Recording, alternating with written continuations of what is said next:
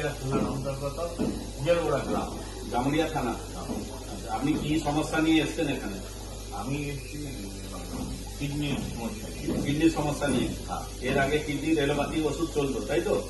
Kidney চলতো না sir, হ্যাঁ। গ্যাস্ট্রোলজি চলতো। গ্যাস্ট্রোলজি চলতো। কিন্তু হঠাৎ ডাক্তারে বললে, ওই ডাক্তারই বলছে যে আমাদের কিডনির সমস্যা আছে। আচ্ছা। সেই জন্য আমি ওরা বলছিল যে আমাকে কি করতে হবে, আপনারা কি বলে ডায়ালিসিস। ডায়ালিসিস ডায়ালিসিস করতে হবে বলেছি। বলছে। যে আপনি ডায়ালিসিস নিয়েছেন? আপনি অ্যাডমিশন নেন, সম্ভবত আপনার ডায়ালিসিস হতে পারে, সম্ভবত। হ্যাঁ। তো আর অপেক্ষা করছি, আমরা সরাসরি আপনাদের এখানে এসছেন। আজকে কদিন হলো আপনার? আজ 4 দিন। এই 4 দিনে আপনি কি বুঝতে পারছেন? 4 দিনে কিছু ভালো বুঝতে পারছেন? ভালো আছে। আমার যেমন আগে পেশাব পায়খানা প্রবলেম ছিল, এখন পেশাব পায়খানা নেই। আগে খেতে পারতাম না, বই হতো, এখন ওগুলো বন্ধ হয়ে গেছে, খাবার খেতে পারছি।